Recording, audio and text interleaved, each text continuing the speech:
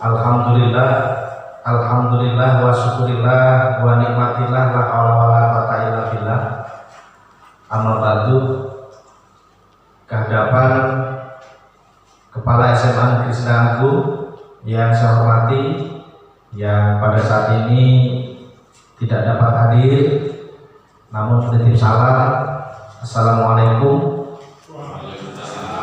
Karena ada kepentingan Dinas Luar di Dinas Pendidikan Provinsi, kepada Bapak Wakil Kepala SMA Negeri Sedangku yang saya hormati, dan kepada Bapak Ibu Dewan Guru SMA Negeri Sedangku yang berbahagia yang saya hormati. Pertama sekali marilah kita manjatkan puji syukur kehadirat Allah Subhanahu wa taala yang dalam kesempatan ini dapat hadir memenuhi undangan saya, yakni dalam rangka sosialisasi disiplin positif dalam mewujudkan budaya positif di sekolah. Ini terkait tugas saya penyampaian aksi nyata 1.4 calon guru penggerak angkatan 7 utusan SMA Negeri Sedangku Kabupaten Lampung Tengah.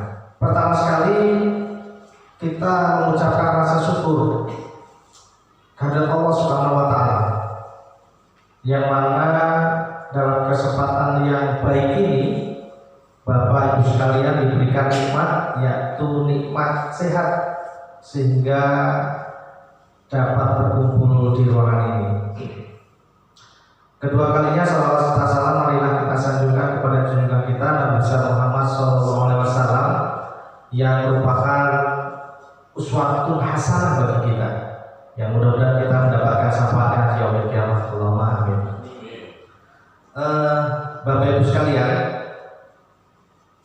di sini saya akan menyampaikan tentang disiplin positif dalam mewujudkan budaya positif di sekolah.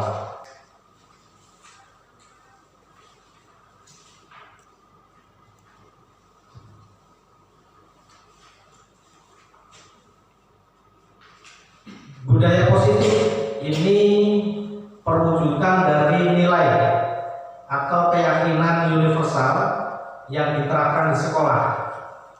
Pentingnya menciptakan suasana positif di sekolah adalah sebagai salah satu usaha untuk mewujudkan visi sekolah. Jadi ketika kita mewujudkan visi atau misi sekolah, disinilah awalnya kita merancang visi. Jadi tidak serta-merta ada dan tidak serta-merta kita mempunyai visi tertulis hanya copy paste atau berasal dari sekolah lain. Ini gunanya merancang visi dimulai pada saat ini melalui budaya positif.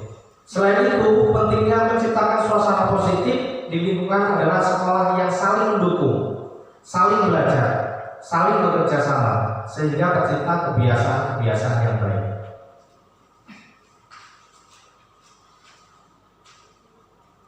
Membangun budaya positif, merancang kesepakatan kelas, menerapkan disiplin yang positif bukan hukuman, mewujudkan visi bersama agar terciptanya budaya positif. Untuk merancang kesepakatan kelas ini, tempo hari saya sudah membuat keyakinan kelas, yaitu di kelas 12 IPA 1. Untuk apa sih keyakinan kelas? Keyakinan kelas ini adalah salah satu membangun budaya positif. Banyak sekali keyakinan kelas. Contohnya bagaimana kelas itu menjadi kondusif dalam belajar, yaitu dengan cara membuat keyakinan kelas yang dibuat oleh siswa dan didukung atau disupport oleh guru, sehingga terjadi suasana kondusif pada saat di kelas. Misalnya ada hal yang tidak baik dan hal yang baik. Hal tidak baiknya misalnya membuang sampah di laci, ini tidak baik. Hal yang baiknya adalah datang tepat waktu. Kita buat keyakinan kelas. Keyakinan kelas ada dua di kelas kemarin yang sudah saya sampaikan. Pertama adalah menghargai diri sendiri dan orang lain dan guru. Yang kedua adalah menghargai waktu. Ini membangun budaya positif. Selanjutnya, strategi yang dibutuhkan. Strategi yang dibutuhkan untuk mewujudkan budaya positif di sekolah. Pertama adalah disiplin positif. Kedua adalah posisi kontrol guru. Nanti ada 5 posisi kontrol. Yang ketiga adalah kebutuhan dasar manusia. Yang keempat adalah keyakinan kelas. Dan yang kelima adalah segitiga restitusi. Disiplin positif. Disiplin positif merupakan pendekatan murid melakukan kontrol diri dalam pembentukan kepercayaan diri. Ini disiplin positif. Jadi anak-anak ketika sudah dibentuk pembentukan disiplin positif pada siswa, guru dan siswa akan mengadakan pendekatan sehingga tercapailah budaya positif di kelas melalui disiplin positif. Yang kedua yaitu teori kontrol diri. Nah, ada 5 posisi kontrol diri. Pertama adalah penghukum, pembuat merasa bersalah, teman, pemantau atau manajer. Baik, Pak Bambang mohon bantuan untuk selembaran yang sudah saya buat terkait dengan teori kontrol diri.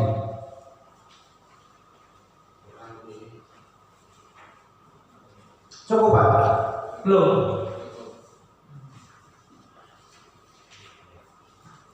Baik, itu teori kontrol diri. Bapak Ibu Dewan Guru melalui simulasi yang saya buat, ini ada 5 teori kontrol. Pertama adalah penghukum.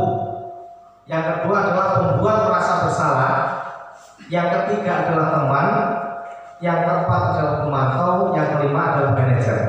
Mohon Bapak Ibu sekalian, kira-kira posisi seperti apa kita ini? Selama ini menjadi guru, apakah menjadi posisi penghukum, apakah pembuat merasa bersalah, ataukah menjadi teman, atau pemantau, dan apakah manajer? Silakan Bapak Ibu dibaca dulu. Penghukum. Seorang penghukum bisa menggunakan hukuman fisik maupun verbal. Orang-orang yang menjalankan posisi penghukum senantiasa mengatakan bahwa sekolah memerlukan sistem atau alat yang dapat lebih menekan murid-murid lebih dalam lagi. Guru-guru yang menerapkan posisi penghukum akan berkata, "Pautu ya keras saya," atau "awas." Nah, ini penghukum. "Kamu selalu saja salah." Nah, ini juga penghukum. Ini verbal. Selalu, pasti selalu yang terakhir selesai. Ini juga penghukum. Guru seperti ini senantiasa percaya hanya ada satu cara agar pembelajaran bisa berhasil, yaitu cara dia. Jadi dia punya cara sendiri. Jadi cara penghukum itu. Mungkin pernah kita melakukan seperti itu. Penghukum. Penghukum ini nada suaranya tinggi, bahasa tubuh, mata melotot, dan jari menunjuk-nunjuk menghardik. Terlambat lagi, pasti terlambat lagi. Selalu datang terlambat. Kapan bisa datang tepat waktu? Nah, hasil dari penghukum ini, kemungkinan murid bersifat agresif. Yang selanjutnya adalah membuat merasa bersalah. Pada posisi ini, biasanya guru akan bersuara lebih lembut. Membuat rasa bersalah akan menggunakan keheningan yang membuat orang lain merasa tidak nyaman, bersalah, atau rendah hati, atau rendah diri. Kata-kata yang keluar dengan lembut akan seperti ini. "Ibu sangat kecewa sekali dengan kamu." Ini juga merasa bersalah. Atau, "Bapak, berapa kali Bapak harus memberitahu kamu ya?" Nah, ini juga bersalah. "Gimana coba kalau orang tua kamu tahu kamu berbuat begini?" Di posisi ini, murid akan memiliki penilaian diri yang buruk tentang diri mereka. Murid merasa tidak berharga dan telah mengecewakan orang-orang yang disayanginya. Nah, ini nada suara memelas, halus, sedih. Ini nada suara. Hasilnya, murid akan merasa bersalah. Bersalah telah mengecewakan ibu guru. Murid akan merasa menjadi orang yang gagal dan tidak sanggup membahagiakan orang lain. Nah, ternyata hasilnya kurang baik ya, Bapak Ibu. Selanjutnya, teman. Guru pada posisi ini tidak akan menyakiti murid, namun akan tetap berupaya mengontrol melalui persuasi. Posisi teman pada guru bisa negatif ataupun positif. Positif di sini berupa hubungan baik yang terjalin antara guru dan murid.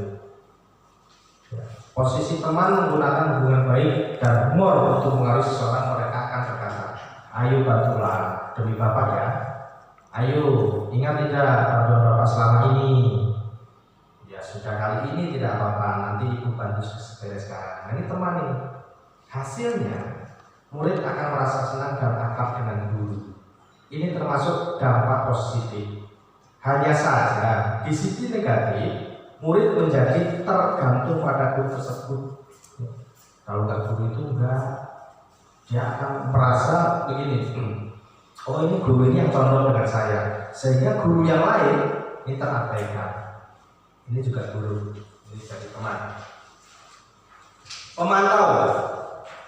Pemantau berarti mengawasi. Pada saat kita mengawasi, kita bertanggung jawab atas perilaku orang-orang yang kita awasi.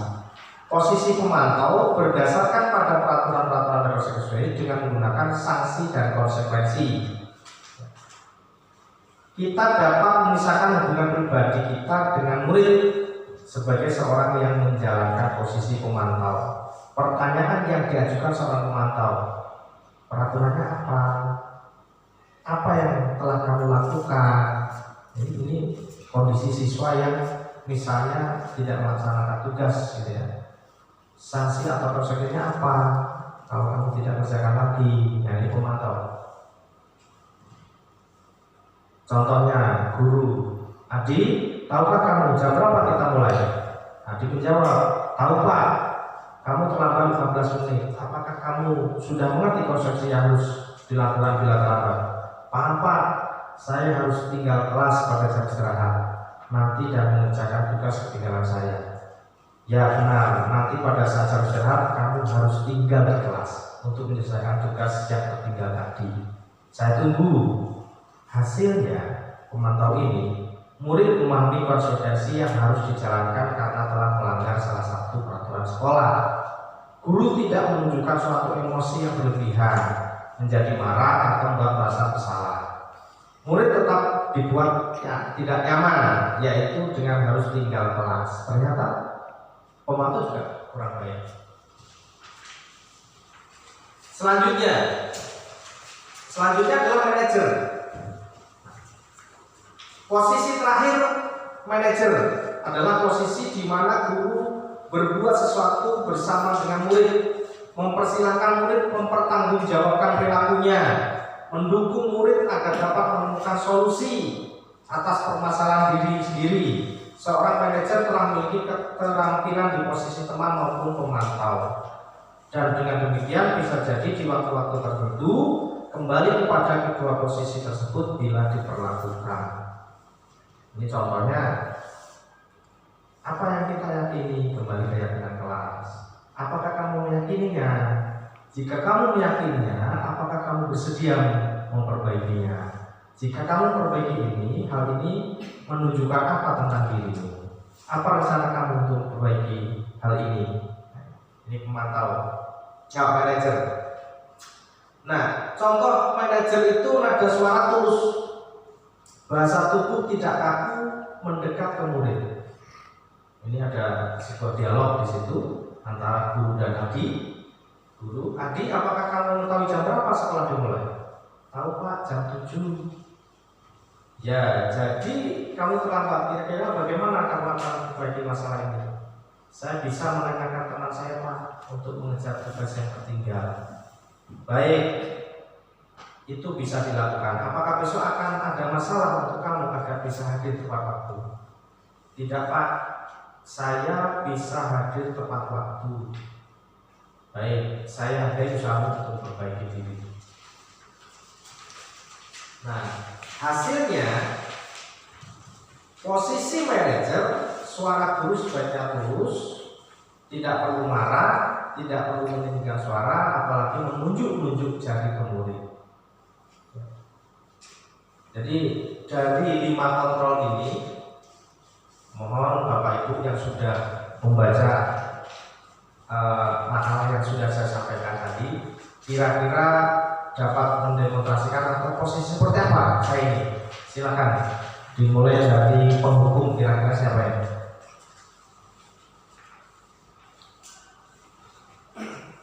Kira-kira saya ini pas apa? Saya ini seperti apa? Misalnya Pak Imam, ini saya cocoknya pas apa di sini? Ternyata salah Pak. Nah, yang benar di sini harusnya apa Bu? Yang benar harusnya jadi manajer. Nah, selama ini Bapak Ibu jadi apa di sini? Selaku guru. Nah, Bu Santi penghukum. Bu Santi dan Bu ini cenderung penghukum. Kalau saya kombinasi. Ya. Maksudnya pernah juga dari penghukum, pernah merasakan kan, maksudnya merasakan. Iya.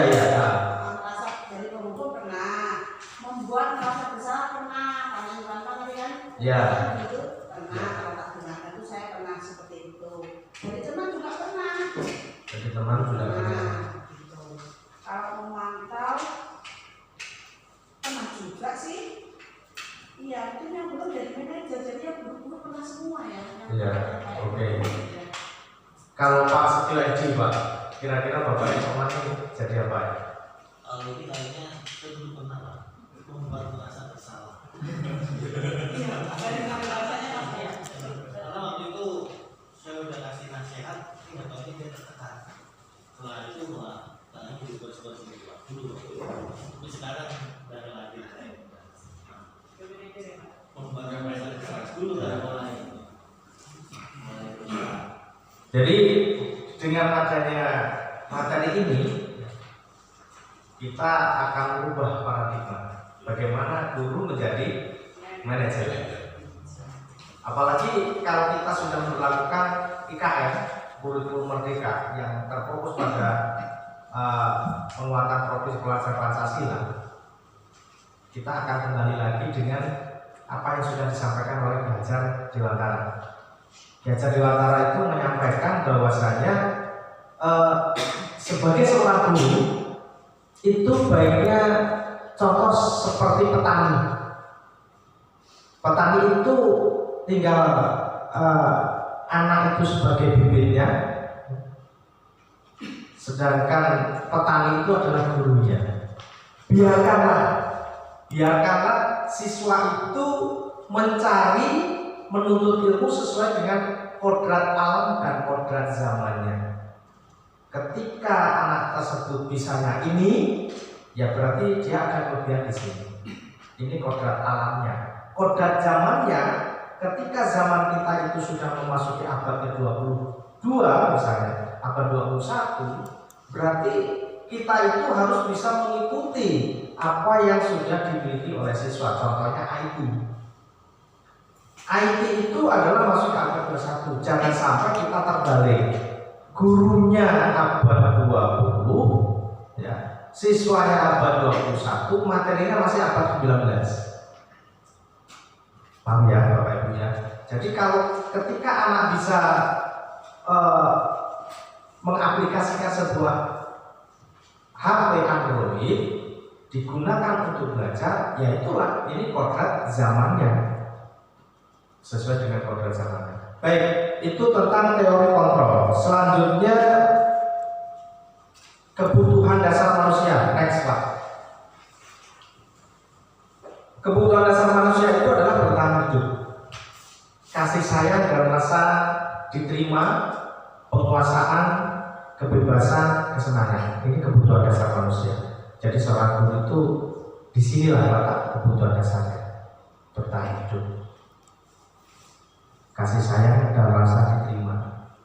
Di kelas siswa itu mempunyai ada kasih sayang, rasa diterima itu seperti apa? Karena kita nanti ya seperti tadi bahwasanya kodrat alam dan kodrat zamannya, alamnya seperti apa, zamannya seperti apa, anak itu akan terdidik sesuai dengan bakat dan minatnya masing-masing. terus penguasaan, kebebasan, dan kesenangan. Keyakinan kelas, ini yang saya sampaikan tadi. Tujuan keyakinan kelas adalah menciptakan pembelajaran yang berpusat pada murid. Bagaimana kelas itu terwujud keyakinannya ketika kita sudah membuat komitmen kelas. Saya masuk kelas ini jam 7.30. Kita punya komitmen. Kelas ini harus rapi, kita punya komitmen. Kita bentuk keyakinan kelas. Selanjutnya adalah segitiga restitusi. Menstabilkan identitas, validasi tindakan yang salah, menanyakan keyakinan. Ini ketika kita pernah ada sebuah kegiatan belajar, ternyata anak tersebut terlambat. Nah, ini perlu ada pendekatan segitiga restitusi. Kita tidak langsung dicecer dengan pertanyaan-pertanyaan yang memberatkan. Kita tahu alasannya, distabilkan dulu identitasnya. Selanjutnya validasi tindakan yang salah. Tindakan yang salah itu seperti apa? Baru menanyakan keyakinan. Oke, dengan begitu keyakinanmu kalau terlambat lagi sanksinya apa? Oh, sanksinya adalah nanti akan membersihkan kelas yang meringankan. Oh, kalau pelajaran saya sanksinya saya akan menambah kosakata terkait dengan surat bertanda. Ini segitiga restitusi. Nah, ini bentuk segitiganya, segitiga restitusi. Ya. Ini validasi tindakan yang salah. Ini contohnya, kamu tentu punya alasan mengapa melakukan itu. Contoh, ketika anak terlambat, kenapa kamu terlambat? Apa alasannya? Kamu punya alasan kan? Ternyata alasannya ada. Saya selalu mengantar orang tua saya ke pasar. Nah, ini alasan. Terus adakah cara yang lebih efektif untuk mendapatkan apa yang kamu butuhkan? Cara yang lebih efektif lagi. Oh, berarti besok lagi manajemen waktunya. Nah, ini.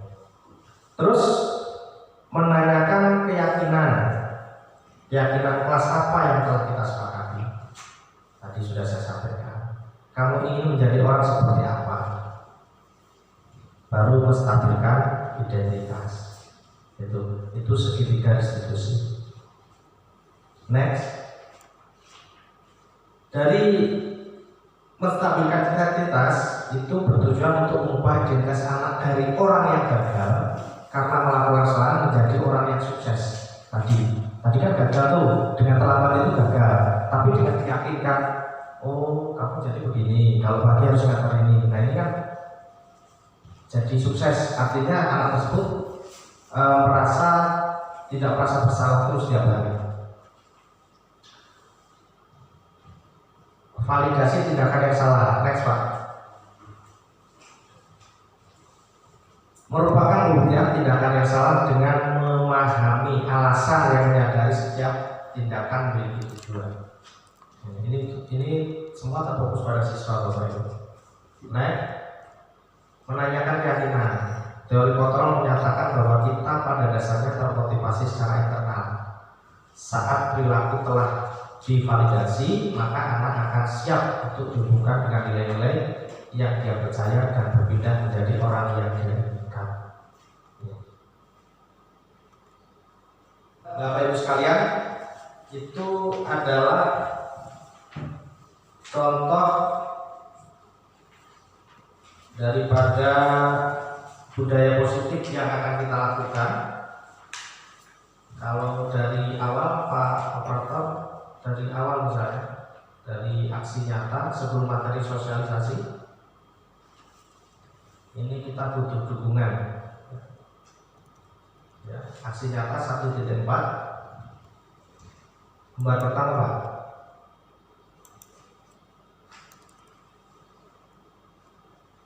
Disiplin positif dalam mewujudkan budaya. Lembar pertama, paling pertama.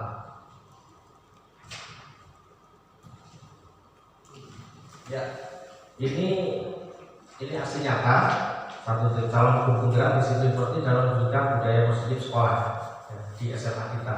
Nantinya kita akan wujudkan betul budaya positif seperti apa. Next, latar belakang budaya positif di sekolah merupakan nilai-nilai keyakinan yang tumbuh dan berkembang sesuai dengan nilai-nilai yang dianut dan diyakini di sekolah.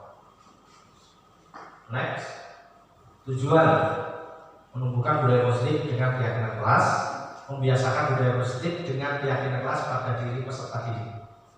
Next, ini lini masih tindakan, mengajukan izin kepada kepala sekolah, membuat keyakinan kelas, sosialisasi kepada rekan, ini termasuk sosialisasi, menumbuhkan biasakan penerapan keyakinan kelas dan kegiatan, mengevaluasi dan refleksi.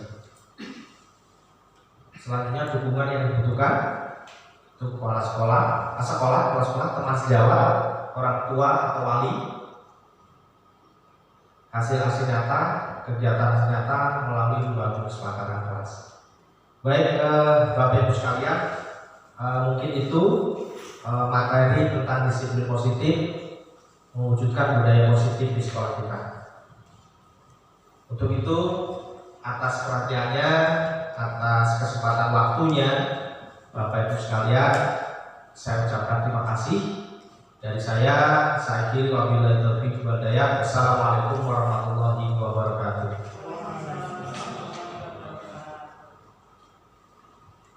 Assalamualaikum warahmatullahi wabarakatuh.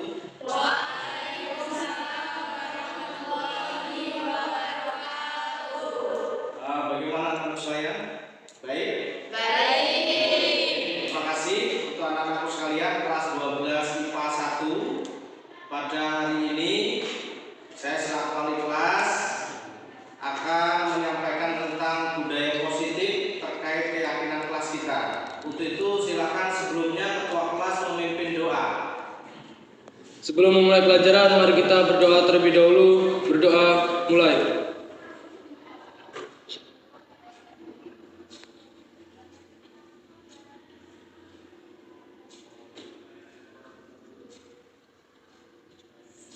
Doa selesai. Sebelum memulai kegiatan pada hari ini, saya akan absen, mengetahui supaya tahu jumlah siswa kita kelas 12 IPA 1 adalah 26. Siapa kira-kira hari ini yang tidak hadir? Alhamdulillah, jadi kelas ini memang kelas unggulan, kelas yang paling bagus. Saya lihat di absen ini memang hampir 99% selalu hadir, kecuali sakit. Baik anak-anakku sekalian, dalam kesempatan ini di siang hari ini saya selaku wali kelasmu, saya selaku wali kelas 12 IPA 1 ini, saya ingin membuat budaya positif di kelas ini. Supaya apa? Kelas kita supaya nyaman, supaya aman, dan kalian selaku siswa menjadi senang dan bahagia ketika mengikuti pelajaran, baik pelajaran pendidikan agama ataupun pelajaran yang lainnya. Untuk itu pada kesempatan ini kita buat keyakinan kelas di kelas kita ini. Kira-kira keyakinan kelas yang baik apa kira-kira? Saya menghargai diri sendiri dan orang lain. Menghargai diri dan orang lain atau guru. Ya, terima kasih untuk hadir. Setuju ya? Dari Fadil adalah menghargai diri dan orang lain atau menghargai guru. Silakan ada lagi. Menghargai waktu. Ya. Jadi menurut si Rio itu menghargai waktu. Bagaimana? Setuju? Baik. Baik anak-anak sekalian. Hari ini kita belajar tentang bab pernikahan di kelas 12 ini. Silakan anak-anak dibuka bab tentang pernikahan. Assalamualaikum Pak. Waalaikumsalam. Masuk. Maaf Pak, saya terlambat. Kenapa bisa terlambat? Tadi saya mengantarkan adik saya sekolah TK Pak. Kenapa anaknya sampai siang begini? Tadi karena bahan motor saya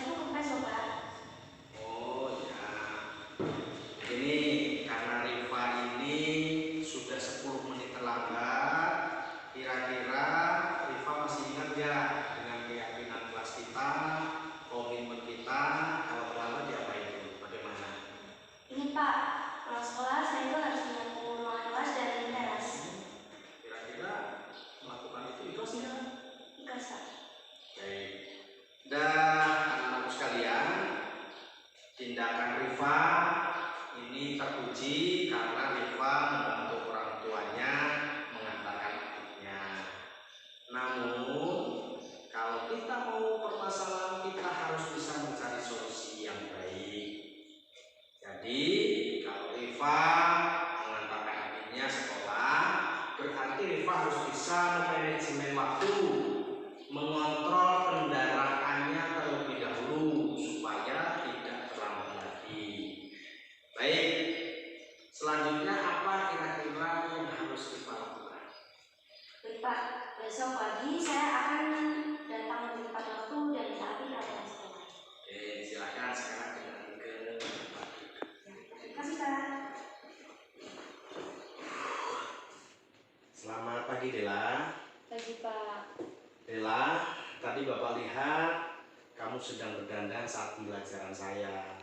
Mengapa hal itu bisa terjadi? Jadi gini Pak, tadi waktu pelajaran Bapak, pelajaran PAI, tadi itu saya jenuh banget Pak. Nah, supaya saya ngilangin kejenuhan saya pikir itu saya berdandan lah biar nggak jenuh. Ada yang lainnya? Sebenarnya saya nggak pengen berdandan Pak, tapi Tapi kenapa? tadi saya diajak teman saya yang di belakang Pak. Apakah kamu tahu kalau kamu dalam masalah sekarang? Ya Pak, saya tahu. Baiklah, Bapak di sini bukan mencari siapa yang salah. Bapak di sini mencari penyelesaian. Karena penyelesaian itu adalah yang terbaik. Karena kamu pasti melakukan itu ada alasannya kan?